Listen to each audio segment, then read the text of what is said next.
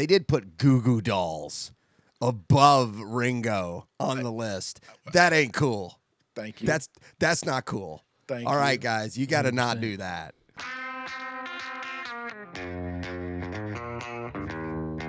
Hey guys, welcome back to the What Podcast. I'm Barry, that's Bryan, that's Russ, that's Lord Taco.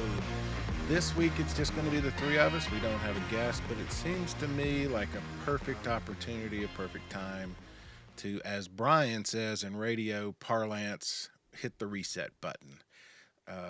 Feels like we're, in February? We've got the bulk of the lineup, and we've all had weeks to talk about it. But it seems to me there's some news that we want to get to, but also it seemed like a pretty good opportunity to maybe spend a little bit of time talking about this podcast and who we are and why we do it, and especially as it relates to some of this news. Yeah, we'll get to a couple things here, and for full disclosure, we are recording on Super Bowl Sunday morning, so we don't.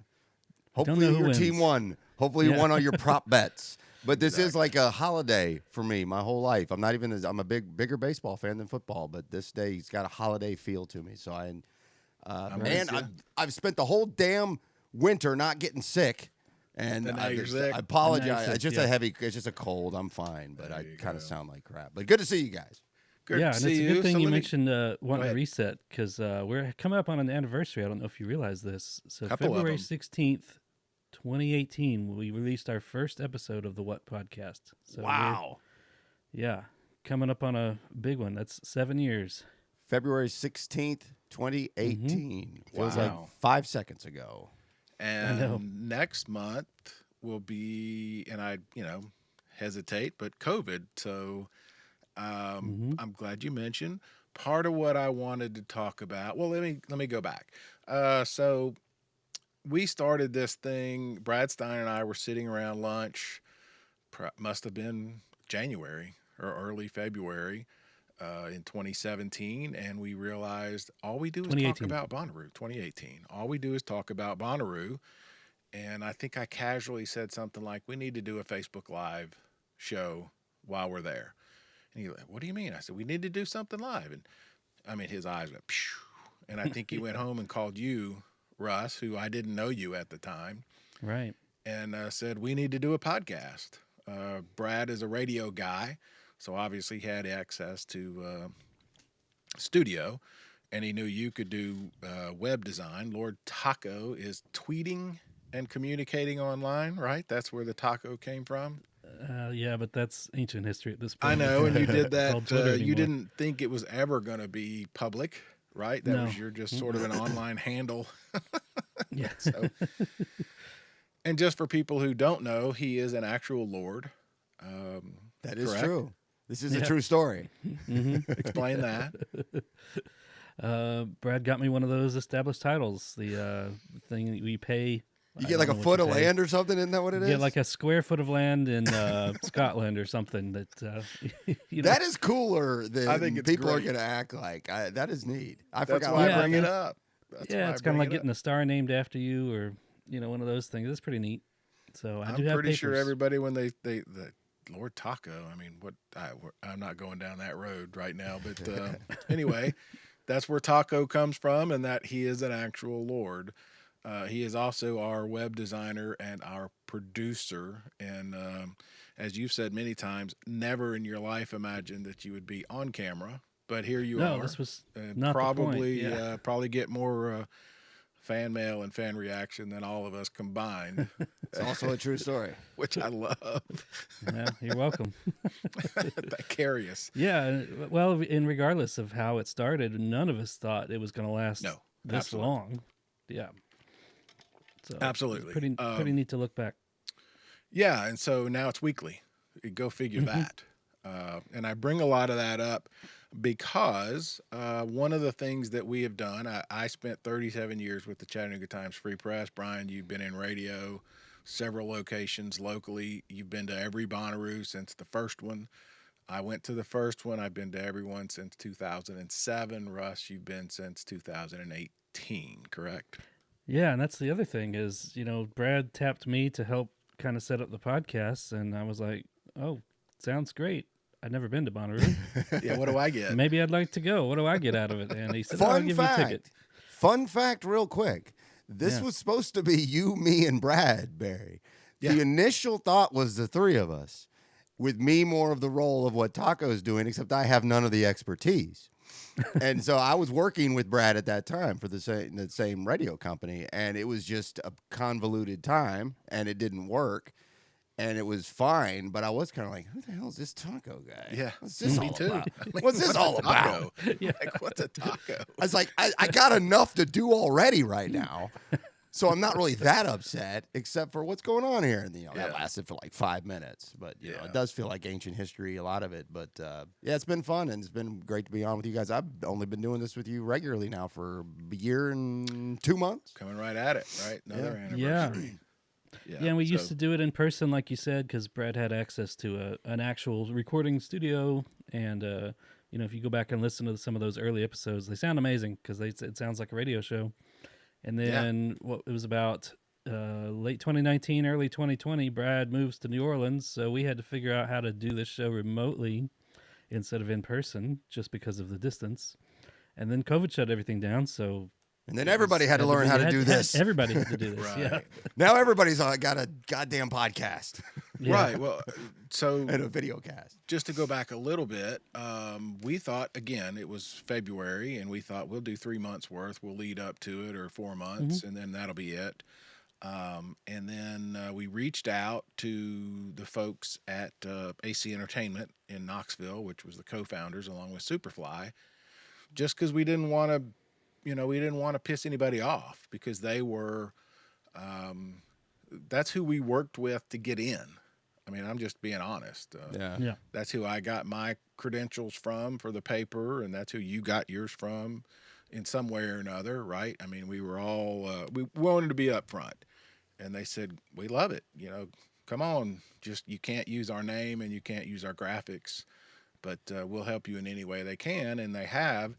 And probably 4th or 5th episode, Russ, we reached out to Ashley Capps, who is the AC in AC Entertainment, and said, will you come on the show? And he said, sure. And then Brad and I were like, this thing might have legs. This might be legit, It was an eye-opening moment because up until that point, the whole idea of the show was, well, let's just talk. We don't know anyone on this lineup. Let's talk about who's playing and get familiar with it. And then, switching over to Ashley Capps, actually getting a good interview about the history and behind the scenes. I think it opened our eyes. There's a lot more to talk about here. And they dug it. Sorry to sound 1960s, but I think they saw the advantage of it. They saw the value, and they were very helpful, which is, again, one of the people whose name I just randomly got was Ken Weinstein. He's been on the show a couple of times, and I think you both have heard me say over the years, whatever you do not piss off Ken Weinstein, and do not get between me and Ken Weinstein. This is kind of like a Game of Thrones episode, just a little bit. Don't mess up the power structure, buddy. And that's important. Brad Steiner, by the way, we'll leave it at that. Yeah, I have said that over and over. Do not get between me and that guy. And the reason that's important, the reason I'm bringing it up is I've been honest with them from the jump, and so have you guys, and they've been honest with me. So that's a roundabout way to bring us up to date. But also, the reason I bring it up is because this week there was a lot of chatter about the festival here in Chattanooga, Moon River, and what's going to happen with it. It's a lot of the same people that produce it. It's a C3 event. It's a lot of the same people. Bryan, I don't know how up to date with this week you are, but I started getting an email and a text like, is it canceled for good? It's not happening again in 2025. There's a Reddit thread. I'm like, what are you talking about? I mean, they hit pause. I knew they hit pause. Apparently, they made it sound last year like it was going to come back this year. I never thought it was. I didn't think for a second, and that's exactly how they worded it, that it would be, we'll see you again in 25. I think Yeah, which we've all heard before. I think we're all a little pessimistic when I'm just conditioned. hit the pause button. Yeah, I'm conditioned to think it's that not way. coming back. And I'm glad you brought that up because last year, remember, we did a whole episode with Tim Kelly, the mayor of Chattanooga. Please link to that. Glad you brought that up. And this is what we try to do rather than just us three speculate. Last year when it happened, I said, why don't we call Tim? And I texted him on Saturday morning, which I can't believe, and I told him, I said, I will do this one time in my life, bother you because I have your cell phone number, but will you come on our show? And he said, sure. What time, when, and where? And he did, and it was great. He talked about, what happened. And basically, the site got too small. Costs rose. Gasoline, diesel, semis, banned, moving them from part of the country, everything. And the $12,000 to $13,000, $13,000 capacity didn't work anymore. They need bigger. And so they had to hit the reset. So when this came out this week, everybody was like, well, I heard this and I heard that. So I went to Reddit, and the first thing I saw was somebody who said, well, yeah, it was a shit show last year. Everybody canceled the day before. And I'm like, what are you talking about? I mean, it was completely capacity and nobody canceled. And what are you talking about, Well, then, people jumped on me for this, that, and the other. And so I went, as I do, yesterday, and I won't name names because I didn't ask if I could, but like I try to do is I picked up the phone and called somebody who has the answer and said, what's the deal? Or is it canceled for good or is it on pause? And he said, in my mind, it's on pause. We're still looking for a location. They want a downtown Chattanooga location where people can walk from their hotels, restaurants, all of that thing, which Coolidge Park had. And there's just not anything yet. So, the debate online here is we got this festival in 2018, Drew Holcomb and his wife Ellie, and then they paused for 2024, and now the latest that would be on social is that they're paused again for 2025. And most people were believing talking Barry? That I'm sorry that I didn't get in the weeds on it. That they didn't believe it at all, or that just a mixed bag of wrong information. Mixed bag of wrong information, and that's what gets under me. I get if you don't think it's coming back, and I mean 100%. I mean, there's a lot of things that have to happen for it to come back, like finding a location where you can get 15,000 or more people. Near downtown Chattanooga. I mean, that's tough. So, well, it's not that tough if you want to just throw it on the other side of the river like we used to do a festival around here. I mean, they could do that, but it wouldn't feel very unique or original. Correct. So I'm not sure if that's part of their plan or not. I don't believe it's coming back. That's just what I've been from the beginning, but that's just a belief. That's just me being on an online Facebook thread giving you a thought. I don't know anything. That's just what I think. Yeah, and that's what I mean. I have no problem with that. But it was, the other thing was, well, it's because all the bands canceled. Well, that's just, I don't even know where that thought came from. Yeah, we had a weather event that one of the Sunday years passed, and we've had some issues like many of these boutique festivals have had. We've talked about some of them recently. So. Yeah, and they did have one headliner drop out late, but they got a replacement pretty quickly. That's right, and that they canceled their whole tour. That was a whole it wasn't just the festival. It emergency issue. Yeah, correct. Yes. The other thing that people kept saying, as if they were expert in it and knew for a fact, was that the city canceled it because people could stand up on the bridges and watch for free. And that one came up like 4 or 5 different people.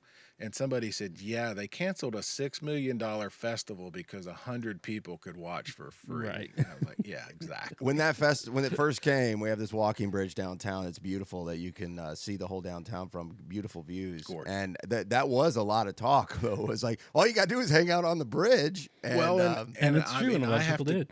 I have to take some blame for that because I, as a reporter for the paper, we made that the lead. because I had talked to somebody from the city who said, no, we're not going to allow people to do that. Yeah. Well, and I said, come and get me. Watch exactly. me. Pretty quickly, everybody realized it's literally it's a public road, and you can't close it off. Yeah. Right. Let me take a picture. You see here? Look at me. There's Drew Holcomb on the stage there, buddy. Come get me. Yeah. I mean, we were having fun with it, but I'm surprised 6 years later or whatever, people are still thinking that's an issue. That is not why it went away. That has nothing to do with it. Real quick, just a side caveat. I was thinking about this since I knew we were going to talk about this week, is that I'm wondering if we talk about the oversaturation of festivals, and we talk about all the different variables that come into this that you can apply to any industry. And I look at the boutique festivals like a Moon River, like a Hinterland, like a Railbird, just the ones I'm thinking of here closer to the south. These are the ones that might be the most in danger long term, because they're still very expensive, and a lot of them are pretty niche. It ain't going to Bonnaroo. Right. You're not doing something that is so unique and so different than anybody else. So now you're relying on deeper pockets for niche audiences at higher and higher prices. I'm not mad about it or trying to make a point about that. No. That's just the truth. No. That makes me more concerned down the road, because I think these little boutique festivals are neat. But I think this Moon River is a perfect example of one that it's not necessarily profitable because of pricing being where it is for all the reasons that are mostly legitimate. And, man, the Moon River was a hit in this town. Yeah. Hit. It was... I mean, at first you got your regulars who were going to say their same things about traffic and all that stuff. All right, forget them, because they're always going to be mad. Outside of that, people had a blast at this festival. Most of the organizers and all the people who would play and we talked to many of them because they let us in close. It's our hometown, and nothing but this is great. So it is $1 and cents. Beautifully run. The city loved it. The city bent over backwards to make that part work. Beautiful park too that no one ever thought about. First 2 years in minutes. You know, the first year was hours before 24, and the next year took overnight. I remember laughing with Drew on the phone, like, what happened? Are you worried? You know, because it went overnight. It had 1 year where it didn't sell out. The 1 year where the rain got Sunday. So my question, and I don't have this answer. I've tried to reach out to other people in the industry and ask, you know, because the pause thing is new. That was a new thing we heard. Newer lingo, yeah. Yeah, why not just postpone or cancel or whatever? But we've hit pause. And, you know, I don't know if that's coming out of COVID, but Moon River's not the only one. There were several festivals around the country that use that terminology. And so I've tried asking people, and maybe it's an ongoing question because I don't have the answer. Why are they presenting it that way? You know, why would they, and they don't seem to want to go public and talk about it. You know what I mean? You don't see them going on and doing interviews and explaining. And is it a sponsorship thing? Maybe, I mean, Bryan, you're more into that sponsorship world. Is it because they don't want to just straight up say, you know, it's not happening? Is it with city thing? I don't know. Well, my first thought here is when just this moment talking about the pause button and the lingo that's been used so much, it became an industry term, and I do believe it was out of COVID, and I think it's just kind of a copycat thing. Like, that's what everybody's saying, but it also leaves you flexibility to say, well, we didn't say we were doing that. We didn't say anything. Right. We didn't get definitive.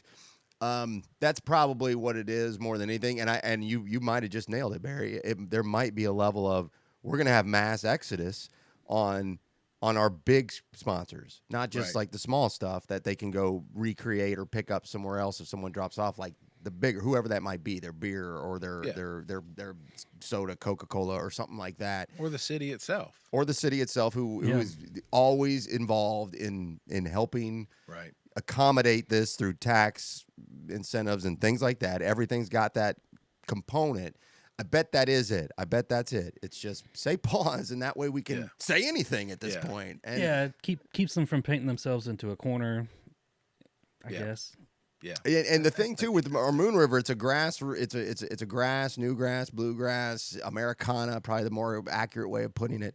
Festival. also talking more to what I mentioned before, the niche audience.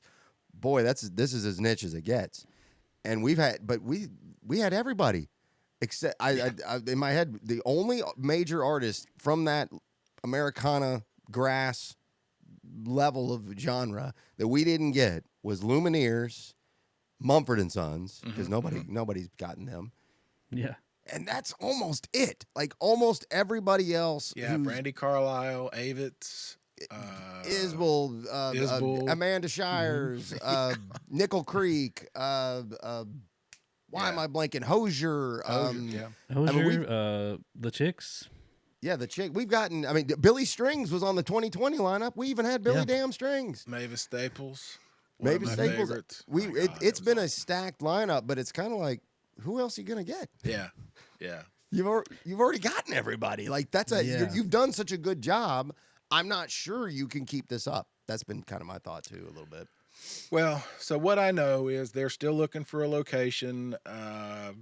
We've talked about there's a lot of things that are going to happen in the city. Are we getting an amphitheater? Are we not? That would be a good place for it. All that kind of stuff. But my point in bringing this up is we try to go to the actual people who can answer the questions and not speculate. I get the whole socials and I get the Reddits. Everybody knows a guy who knows a guy who knows a guy who's heard the truth. And I couldn't, maybe I'm an idiot for going on there on Thursday. You probably are a little bit. A little bit. But I do it too. I do it every single day. What are you talking about? That's not even close to true. And Reddit is actually, I still think the best place, though, to get conversation, better than the other socials out there. That's up for anybody to make their own opinion on. But you can't, and I like to contribute to these Reddit threads to give information, but sometimes they get so far off the rails you can't even do it. So I appreciate you bringing that up here. Yeah. Is that we're not a news breaking organization. We're not, but we're going to try to find out the specifics and the details. And if we don't know, we're not going to spend all that much time on it. Right. Because there's no reason to turn this into a Reddit thread. And I will say I did something no one else did, which is I put my name on eventually the second comment. I actually put your name on it. Nobody else does. It's so easy to just throw stuff. So well, the biggest thing that's annoying with Reddit that I've had trouble from the beginning is nobody has a real name on Reddit. Correct. Nobody. It's like that's the thing. It's kind of a thing is you pick the stupidest name you can and go with that. I've been frustrated over that from the jump. I'm like, I don't want to be on a social media with a bunch of people behind like the goofiest handles ever, but I've grown to understand it and accept it and be fine with it. But I get it. But at least on Facebook and Instagram, you're usually getting someo's real name. But anyway. I interrupted you, Russ. You were about to say something. I was just saying this is why you should subscribe to the podcast here on YouTube or Spotify or any of these platforms, because we will, we might not break the news, but we will talk about it. And if something happens, we'll be the first to tell you. That's the whole thing we've done from the start. If we don't know, we're going to find the guy who does, and we're going to go ask him. Or we're going to try our damnedest. We're going to try, yeah. We still get stuff wrong. No, I get stuff wrong all the time. But the reason that these people talk to us is that we try to get it right, and we try not to betray trust and those types of things. So,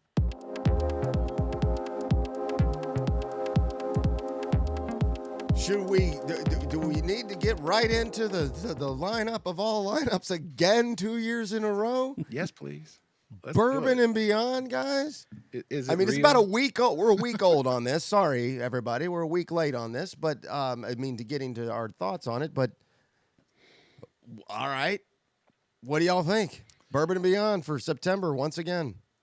They did it again. They did it again. They did it again. That's as simple as answer as you can put. It is stacked top to bottom once again. I do want to say this though. We had this information out there before Festival did. By the way, everybody. Yes, we just while we're talking about first and stuff. I had some Louisville on the ground people. Wait, yeah, Louisville, right? Yeah, yeah. Sorry, or Lexington. Sorry, I'm so smart. I don't even know what city it's in.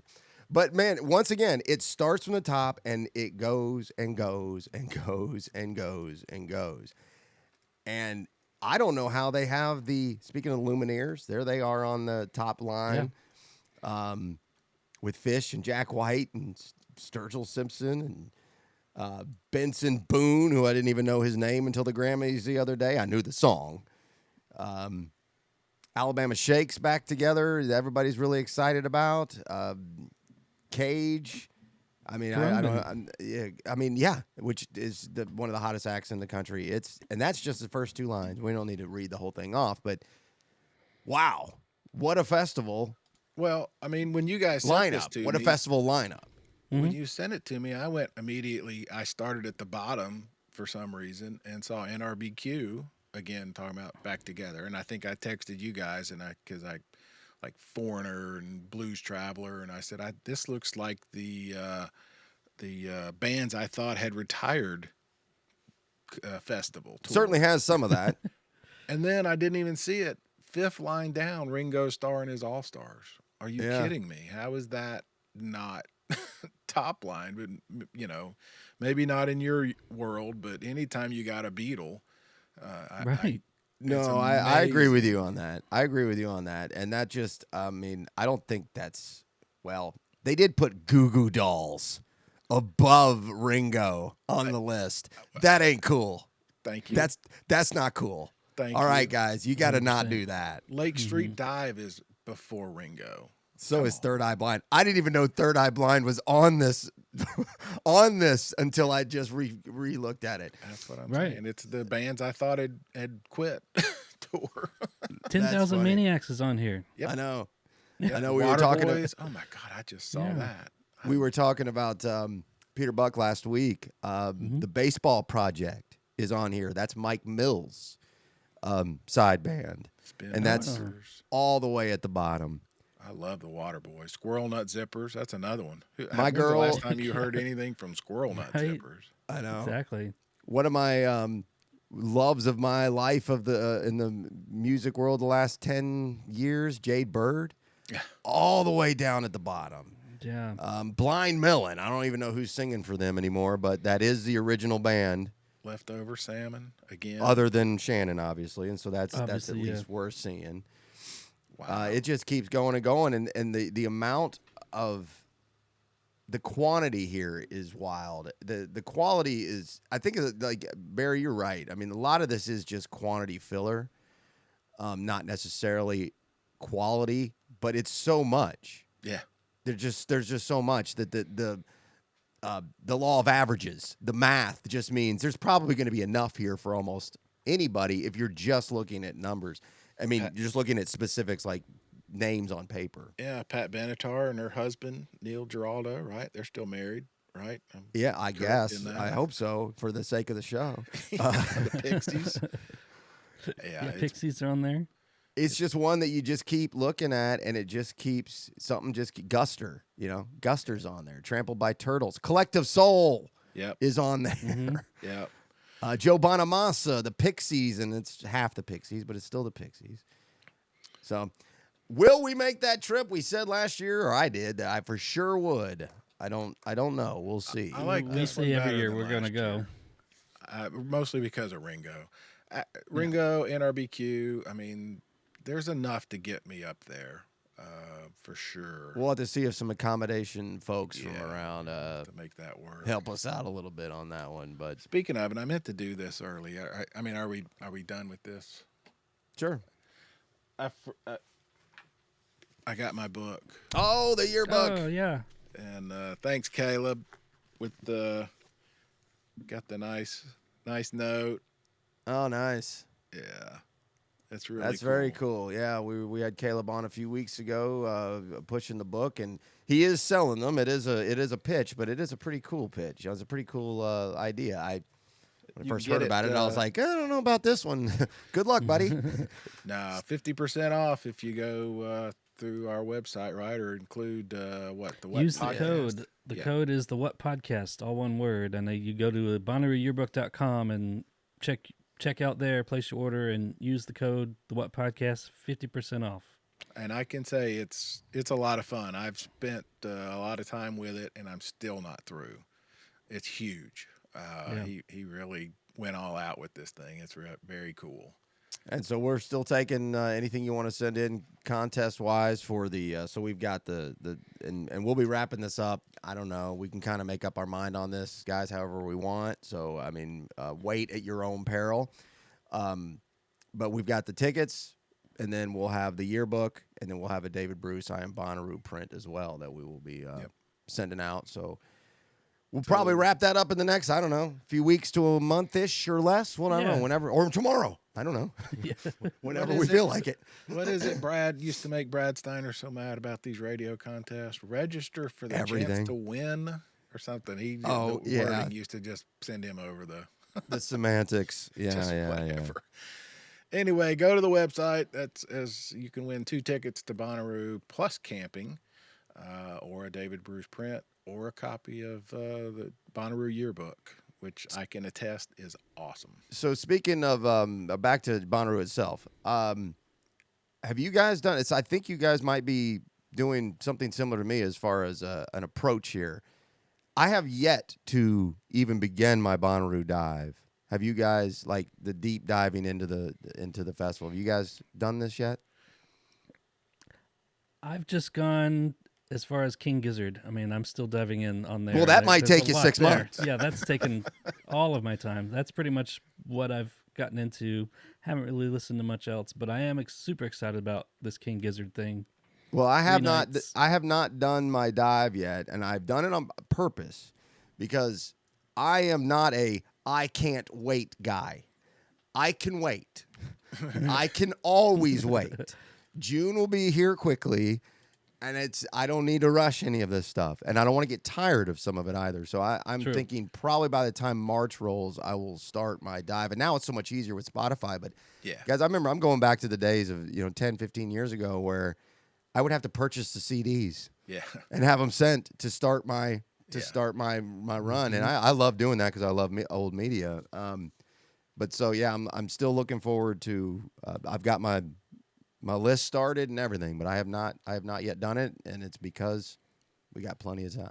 I have not done the deep dive because we don't have all the schedules yet. There's you don't want to spend too much time on something you won't be at or something like that. Well, that and maybe one of these smaller stages is going to trump. I mean, that's an excuse, but it's partly true. I have listened. I think I told you a couple weeks ago, Dom Dalla. I know David, Joel, Valance, and Bray. Sorry. One of our listeners said I need to check it out because it's kind of like EDM Beastie Boys, and obviously that triggered, and that is 100% correct. Well, that's what you were talking Beastie about Boys, in the pre-show meeting. That's right. Gen Z Beastie Boys, Gen Z Beastie Boys. Kids. Okay, I mean, they're young. Yeah, I was referring to our soundstage David, who said on our on lineup day live show. Was like my Aussie brother Dom Dalla. Dom Dalla, sure, yeah. I was like, all right, it's good stuff. I got to give that guy or that group or whatever Dom Dalla is. I got to give that a look and listen. So I have been, randomly going through Spotify and trying to listen to some stuff, but not like the deep stuff. And part of that is too, I want to have we keep bringing him up, Brad Steiner. I'd like to have him back on. Brad is a radio programmer guy out of New York and always has some insights. As Bryan 100% accurately says, Brad's a dick, and he pisses us off, but he typically has at least one or two spot on, don't sleep on this band tips, and I want to have him on to share some of that with us. Yeah, Brad's a salty character, and so are we all at some point in some way. I look forward to having Brad on too. He'll make fun of me for 20 minutes of the show. Come on, Brad, you got anything new over there, buddy? It's been about 20 years now. Come on, right. You're the smart guy. You're the funny guy on the radio. Come up with something new, dude. Yeah. But he is. In programming, he does it on air too across the country, but Sorry, that on-air work you do, Brad, is awful. I've sat there in his house listening to him do it in New York. It's horrible. What they're doing on a national basis to drop in, he's doing Seattle and Miami and Detroit all in the same day, all in the same hour, and it's annoying. Sorry to go too far into the weeds on the industry stuff. But we used to always tease he did weather and sports updates, and then he would say, "No, I do fart jokes. That's what I do for a living." It's now, well, see, he was so lucky to be able to do that then. Now it's just, hey, Seattle, music, go. It's so generically bad. But the programming that he does and the people that he works with in Odyssey, New York, I mean, one of the biggest radio companies in the world, is all the programming is scientifically done stuff. Yeah. And he knows music and what's trending and what's working better than anybody I know. And when he says something to me about an artist, their trajectory, where they've been, where they're going, he's just about right every time. Yeah. And it takes every bit of me to sit here and say that, but it's so factual. He deserves the credit for that. So I would love to have him on and talk about it. Look forward to having him on. What was the other news? What else did we want to get? We want to talk about our contest here a little bit more.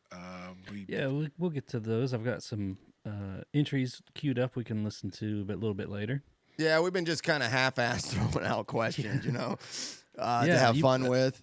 You mentioned old media, and I don't know if you looked at it, but it's still a few months away. The Record Store Day release I'm glad you brought that up. Came out. And did you look down that? Because there's a lot of good stuff on there. I have one in particular though, but go with some of the things you saw that jumped off the page, Taco. Oh gosh, I was hoping you had looked at it so I wouldn't have to try to remember.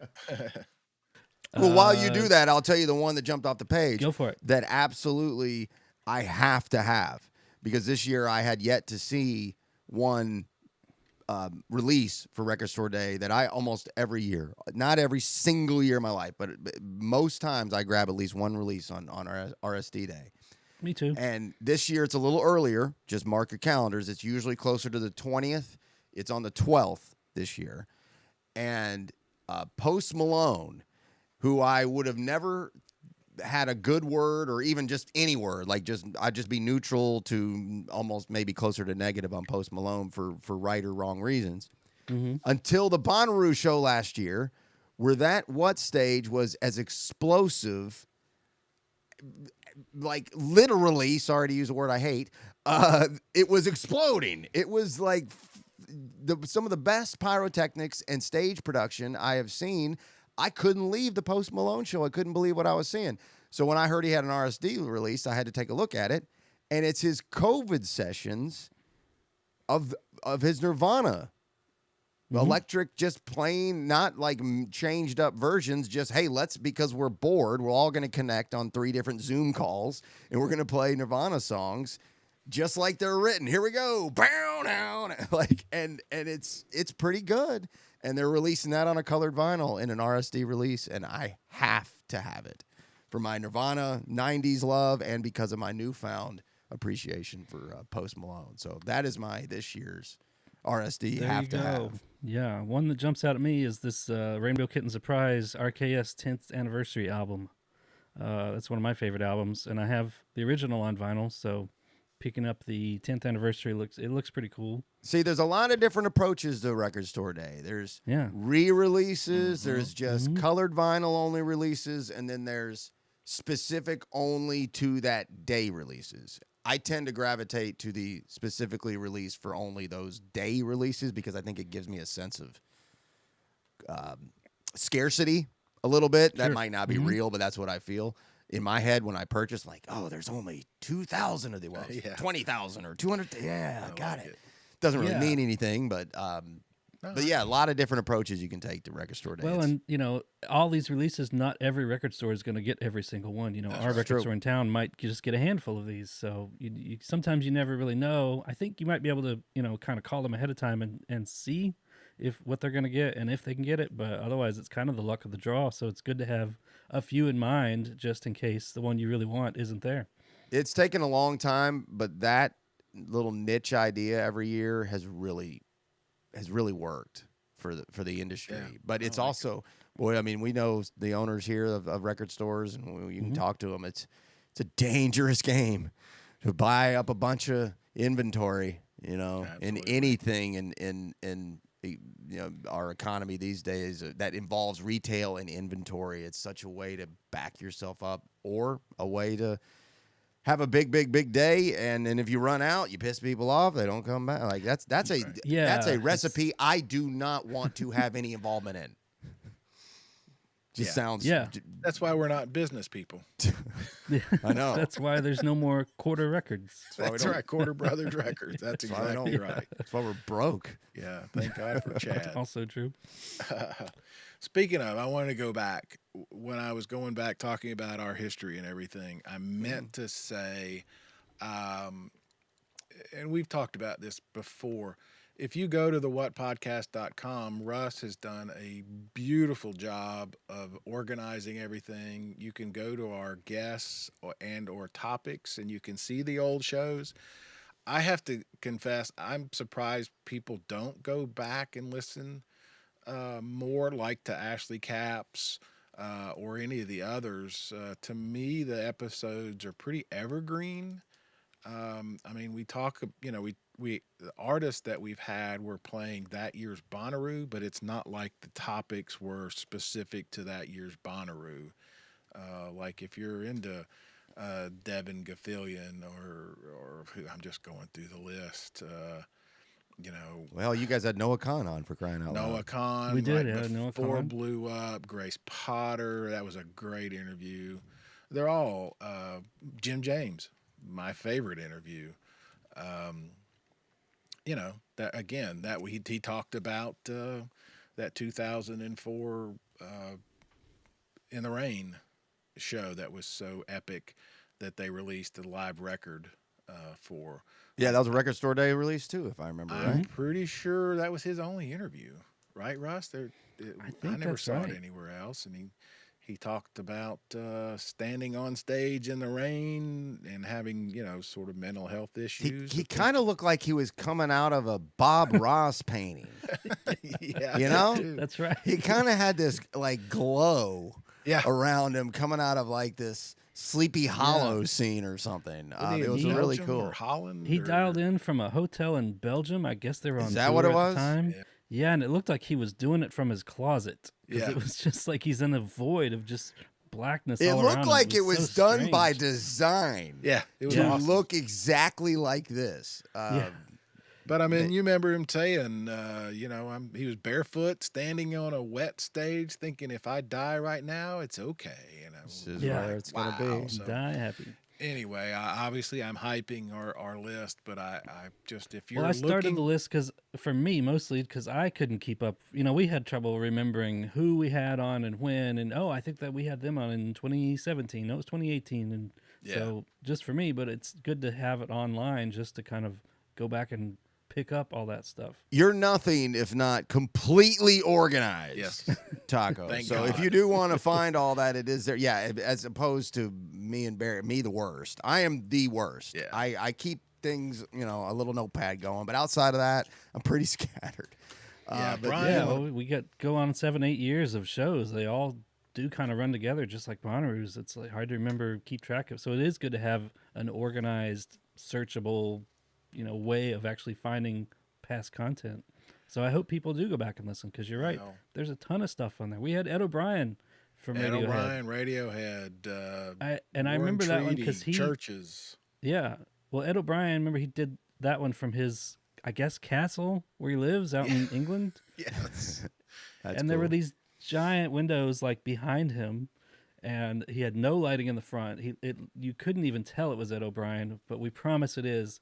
He just looked like this dark, shadowy figure. And I forgot about that. Yeah, he looked like he was staging that strategically. And how are you going to tell Ed O'Brien? Oh, can you? Hey, can you fix your lighting over there, buddy? Yeah. Yeah. You ever done this? Are you new here? Are you new to this? Exactly. Can you stop and fix this? Yeah, exactly.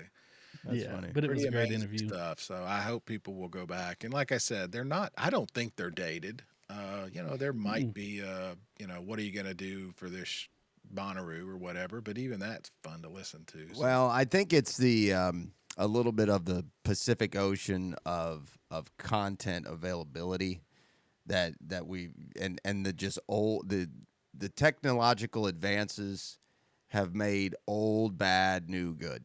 Old phone bad, new phone good. Sure. Old computer bad, new phone good. Old show bad, new show good. Like it just seems to just recycle. It's just this mindset that technology's gotten young to all ages into just thinking, rather than enjoying and reflecting on things that were past, it's all about what's new, what's next, what's new. And I think that's a damn shame that we're not paying more attention. And I'm going a little bit sideways here, sorry. But on things that were more past and being very happy with those reflections and then, going from there and reshaping the discussion. But it does feel like to me technology is just deemed old bad, new good, let's go. That's unfortunate. And I guess I'll leave it at that. I don't know. It is, and it's just the way it is. People will click on, the new episode, they'll check it out, and then they'll move on. And you're right, there's a ton of choices of what to watch, what to listen to. That, it's only 24 hours in a day, man. They run out quick. That's right. I get it. They run out really quick. I get it. Maybe we need to look through, Russ. I don't know how many acts are on this year's lineup that we've had before. Krungbin, I know there's Bourbon, a few. But Krungbin, that was another one of my favorite interviews. Yeah, there's just so many, and Mount Joy, I think, is on the Bonnaroo lineup this year. We interviewed them back in 2019. Yeah, it's been a while. I've been on the Mount Joy bandwagon early. That's one I got early. I love that band. Love them. And just the Paul Janaway, St. Paul and the Broken Bones. One of our early ones, still one of my favorites. It was so good we made 2 episodes out of it, and it still makes me laugh. So, anyway. Yeah, he's a fun guy. Yeah, that was great. And he is as friendly as it gets too. That guy will, he'll give you all the time, shirt off his back. He'll, let you borrow $1. I mean, this guy is a good dude. Absolutely. Mm-hmm. All right. Sorry to jump backwards there. What else? What else are we forgetting? We need to talk about the contest and play some of those. We'll roll a couple entries and maybe kick around this question for a minute, and then get ready for a bunch of junk food and a crappy football game here. So the question last week was, name an artist that you didn't think or wasn't even on your radar, but you left the festival with a new favorite. Yeah. And so for last year, that's everybody's answer most people's answer is Chapel, and that's certainly mine. And I don't know if we got a bunch of answers for that, Russ, but you got some other answers from previous questions, which was I've already revisiting a show. Was if there was one show, what's one show you attended that you wish you could do over? Let me answer this real quick. So, when we brought this up in the last couple of weeks, I just said my first thing for some reason was Neil Young 03. Mm-hmm. Well, I don't know why I thought of that, other than I saw the show, but it didn't go as well. It was my first time I was on the farm for the whole weekend. Mm-hmm. So I was very young, so there was a lot I would do differently. Right. But let's get right down to I'm burying the major lead here. It's Pearl Jam 2016 when I go to meet the girl who stiffs me out in the middle of the field while all of you, or whoever, but Taco, you weren't there yet, were in the pit up front, like 5 rows out equivalency, and I'm standing around being left alone, staring around, waiting on she did show up for a minute, stayed for one song, and left. The story's longer than that. I won't bore you anymore. There was a weather alert that night. We had to shelter for a minute. Everything got moved for about 30 minutes or so. So there was a little bit of chaos amongst that. That didn't last too long. Everything returned to normal. And I'm sitting out there, standing around, holding the rope. Barry, if you remember your comment from the story of the Woodstock story, Bryan holding a rope with no friends. Yeah, that's what it was. And then here comes everybody, Brad and Hillary and Camp Nut Butter people, like looking at me, and I look like I was defeated, like I just had lost the Super Bowl. Like I was just staring. The show's over. There's fireworks shooting off Saturday night, and they're like, "What's wrong?" I'm like, I just ruined my whole life. Was that the day you spent all day in the car listening to getting pregame? No, that was years before. That was years before. Yeah, that's what that was years before. This was just about a girl. She was pretty and she was nice enough girl, but not that nice because she ditched me. She ditched me, and all my friends, half of them which don't barely care about the band Pearl Jam, are all having a big time. And then the next week, because social media wasn't moving as fast then, it's still fast, but not as fast as now. I started seeing their pictures like 4 or 5 days later, and I had a whole new rage that came back. And I started texting and commenting, and I even got mad at the girl and it's like, I can't believe what you did to me. Right. So there you go. And that's my bad, not hers. Oh, yeah. I would like to redo that show again. That's funny. And I would be in the Good pit. answer. Be in the pit. So what do we got for this week to screw around with from some of the listeners? Speaking of shows to redo, well, let's do this. Let's take a break real quick, and then we'll come back and we'll play some of these voicemails and stuff. And we got a fax. You go.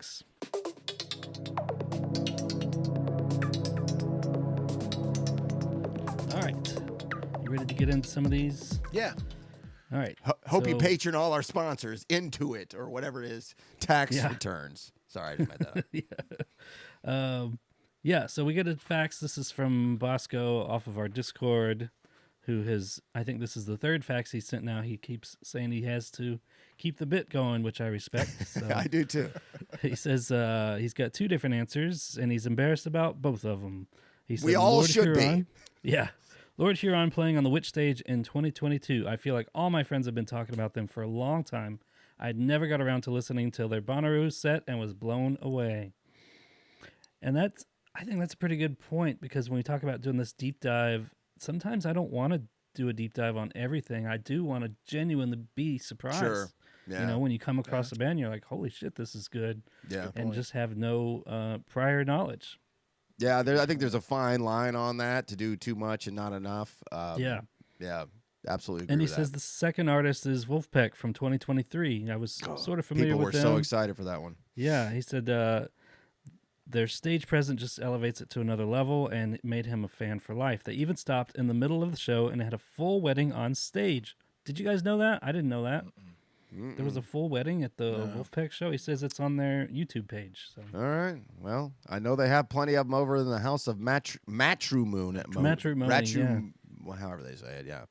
No, I did not know that, but I do remember that Wolfpack, whatever their name is, that they were that was a hot act that year. Yes, it was. Yeah, 23. I'm wearing my Bonnaroo 2023 shirt right now. So, what else we got? Well, let's see. This one. Let's go with this one. We'll go with Ronnie. Hey, what podcast? This is Ronnie Robinson. I'm just calling in, entering this contest. One of the shows I know I wish I could go back to is the White Stripes show on the Witch stage. I was just 2007 wore out from that Bonnaroo. It was 2007, I do believe, and I just didn't have the energy to push through all that dust and all that crowd to get up to the front. I wish I could have gotten a little bit closer, because it was hard hearing it from way in the back with as crowded as that stage was that year. And then also, most recently, I wish I could go back to that Odessa show. I have a lot of love for My Morning Jacket. I knew it was going to be a 3-hour or longer set, so I made sure to get in a good spot to get into the pit and everything. And I missed pretty much all of Odessa's show, and going back, I went and saw Odessa later on the tour, and I very much regretted doing that, because that production looked amazing, and it would have been great to see out there in the field.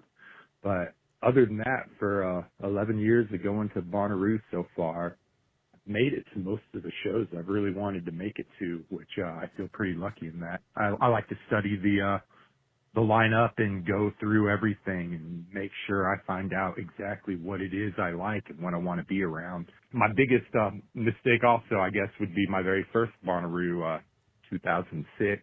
I missed most of Tom Petty's set, so I saw the first beginning part and then walked away, because I was mainly there for Radiohead that year as my first Bonnaroo, and I really wasn't understanding to seize every opportunity to see what's out there, because you might not get to see it again. And missing Tom Petty when Stevie Nicks came out, that was very disappointing as well. I wish I could go back to that.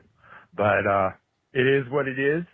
It looks like a very beautiful Bonnaroo this year. I love the lineup. I have something to do every single day this year with multiple acts to see. It's great. I'm loving it. As a vet, this has brought a lot of excitement to my heart.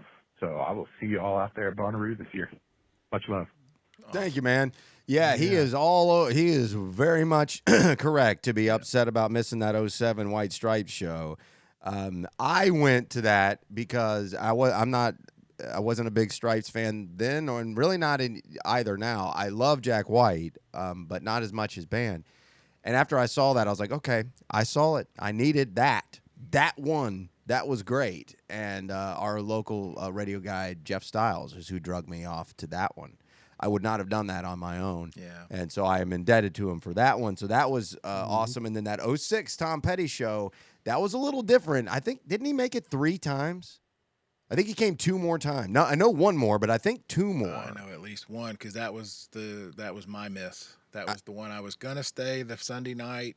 And, yeah, I skipped one of those. Called me like 3 o'clock and said I got us pit passes because she was working with the festival, and she said I got us in, and I said cool, and then I sat down in a chair and got comfortable. 20 minutes later and said I am going. Well, home. those next 2, I felt like they were oversaturating the Petty thing. Yeah. Like I don't need Petty over and over again. Pass, but I'm a big Tom Petty, huge Tom Petty guy. Yeah, love. That 06 show was the most authentic and real show that he did on the farm. And there was no mention of Stevie Nicks being there. 0, or at least I didn't know. I mean, and I think I probably should have. I worked for a classic rock and roll radio station, 100,000 watts that reached that far. I should have known that. And so that was a huge surprise to everybody. That was also the first year they started to play around with not doing jam. So that's Radiohead. Tom Petty. They didn't have classic rock artists. They didn't have legacy acts before that. It was only the legacy act was Bob Weir or Phil Lesh or Mickey Hart or whatever variation of the Dead. Warren Haynes was playing with. Whoever Warren Haynes was with that week. Stuart Copeland from The Police or something. And so that was a transitional year, which to me made it that much better because it blended what I love the most. Jam at the time and just good old-fashioned not jam, good rock and roll and classic rock, and that was a really transitional year. So those are 2 great examples of early days of Bonnaroo. So thank you for sending those in. Yeah, good call. All right. So I'm thinking this question. Go ahead, Russ. Oh, I had some more, but if you want to, no, go ahead. Let's do one more. This week's question. Let's do it. Okay, this is Caroline from East Nasty. East Nash, my favorite place. Hey, this is Caroline from East Nashville.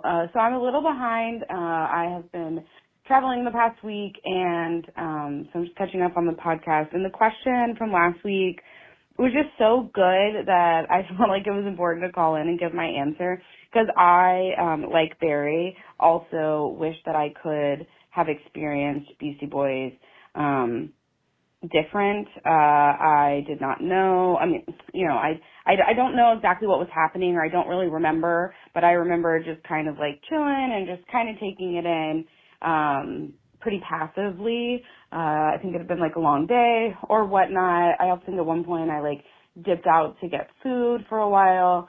And obviously in retrospect, I just wish that I had fully absorbed that show. I mean, yeah, it's just crazy to think about what he was going through at that time and then what would happen quickly after. So definitely on my mind. But a big one for me and kind of like actually had a big impact on how I live in life now is in 2015, I was at Bonnaroo and I had to travel for work. And so I actually left Bonnaroo on the day that D'Angelo was playing, like a couple hours before, so I could get on a plane and go travel for work. And I am just beside myself 10 years later that I missed D'Angelo. I missed him playing Black Messiah. The Vanguard is just such an incredible band. He's great, and I really beat myself up for it still. I also missed him in 2012 when he came out and did the Super Jam with Questlove. He's obviously just not someone who plays very often. So I still just kind of beat myself up over that. So it's not that I wish I had experienced it differently. I wish I had experienced it at all because I went with the work thing instead. And, honestly, that trip and that choice has kind of formed that, I gotta work will always be there. Bonnaroo and these experiences and things like that won't always. So I always try to now power through, really clear my schedule, power through if I'm tired, power through if all of these things to really see these artists that I want to see. And I just hope one day I will get to see D'Angelo again and would absolutely love it if it was on the farm. Thanks so much, y'all. Yeah, great call. Thank you. Yeah, I mean, there's a certain level of you do have to. I think I could tell in the tone of her voice she does understand this, but you're gonna these disappointments are just part of it. Yeah, they're just built in. They're gonna happen. I could give you a way more list of them if I wanted to. That I forgot I wrote down while our last caller called, and he was talking about missing a show because he couldn't leave another one. When Buffalo Springfield played with the reunion with Richie Furay, Stephen Stills, Neil Young, and whoever else part of the band, I was stuck over at the Witch. I couldn't leave because of my guy Neil, and Black Keys were playing about to start, and everybody's heading over to the What?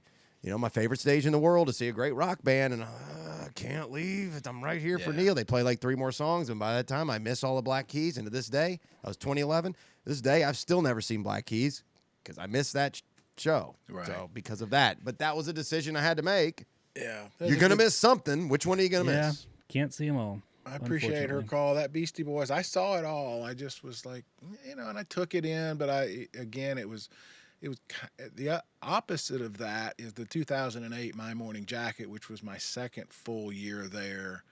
I didn't know who they were, but it was 3 hours. I think I saw half of it and felt really good about that. Maybe even a little more than Which half. stage were they on that year? Which? In the rain. Because they were on the What in the 10. Yeah. 2010, they had moved up to the What on like an evening set. That's one of my favorite My Morning Jacket shows was 2 years later. But I've said this. That was the show that I fell in love with Bonnaroo. I came home and I listened to nothing but My Morning Jacket for 2 years. And I'm talking about repeat. I would listen to it and then I would hit repeat and listen to it again. Fell in love with that band because to me they were the perfect. We talked about this. They're the perfect Bonnaroo band. They are the perfect Bonnaroo, and when you hear it, you can smell the farm. You can feel that tree right there in front of the Witch. Because they have so many legendary moments over the course of the whole time, and I give them a hard time. That half of that's in jest, and it's anecdotally boring to go into. My Morning Jacket's a very good band. I get it. It is kind of one of those. Seen them enough, guys, but for me, they're like Panic from Widespread Panic. Y'all are invited anytime. Yeah. Like if at any point y'all want to come play, and if we're here, you're invited. Yeah. Doors and always open. I think that's a I don't know that that's true, but it feels like it is. It was with Greg Allman and Allman before he died. Y'all want to play? Absolutely. Come on in. Absolutely. Yeah. And I like that. And of course, you never know when it might be the last time you see somebody. Like that Beastie Boys show was the last one ever. Well, we mentioned a lot of dead people here. Greg Allman, Tom Petty. Tom Petty. I was trying to think of a way to ask this question. Some of those acts, and I don't know that it's a question, but maybe it's just a topic. The people that you've seen because it was Bonnaroo and they have 100 acts that you never thought you would see. Alan Toussaint, Elvis Costello comes to my mind. Larry Graham. Like basically it was an act that you had to see because you would never have expected them to be at Bonnaroo and you're at your spot. Like the next day you wake up or a week later or a year later you think, oh my God, I saw that guy. I didn't know who he was at the time. Yeah. Mm-hmm. That would be maybe a John Prine for me. Prine. Well, I knew then, but yes. I only knew the name. Yeah. Larry Graham was with the Super Jam with John Oates and Billy Idol. That one. Larry Graham, for people who don't know, basically invented the slap bass. I mean, he's the guy, That's kind of what I mean. It's like, oh my God, Yeah, you don't quite get it in the moment, kind of thing. Don't get it in the moment, and that's kind of part of my I wish I could go back kind of thing. Now, the question this week, in honor of Brad Steiner, I guess, if you're going with someone, maybe it's their first time, who is the act that you are gonna take them by the hand? You know, we've talked about on here. Everybody go do your own thing. Don't have to be in a group. Don't try to be in a group. If you want to go see your act, go see your act. But there's usually one, that you're like, all right, Russ, Bryan, you got to go with me to this. I got to walk you through. Meet up and go to this one. Yeah. I got to walk you through this one. I got to set it up. I got to set it. I got to set the scene. Yeah. We become the annoying guy when we do that. But if we're doing it with the right person, they understand why we're doing it. Yeah. And there's some trust. So who is that act this year that you're? Good question. You're gonna, come on, guys, we got to go. All right. Yeah, I'd have to do look at it and do some thinking. I'll get back to you in a week. Yeah, I don't have a name. I just thought of the question, but I don't have a name. So we'll see. All right, one more, and then we can get out of here. Does that sound awesome? Good? Do it. Sounds good to me. Okay, this is Kiefer. What's up, What Podcast? My name is Kiefer Vance. I'm from Des Moines, Iowa. This rue will be my 5th rue. I'm going to answer the question from last week's episode. I don't know if I missed this prompt period, but it was, what show would you like to redo at Bonnaroo? And I have 2 answers from the same year, 2019. Lonely Island. I grew up on that, on the Andy Samberg, and I was like 12 or 13 during like the Lonely Island prime, so to say. And I would have to like sneak off and like watch it very quietly on my phone, because if my mom heard, I would have gotten in trouble for sure. But yeah, so I was with people who I don't think understood exactly what they were about to see, and weren't as enthusiastic for the Lonely Island as maybe I was. But I still got to enjoy the show. Just maybe if I was with some people, cared a little more, could have got a better spot.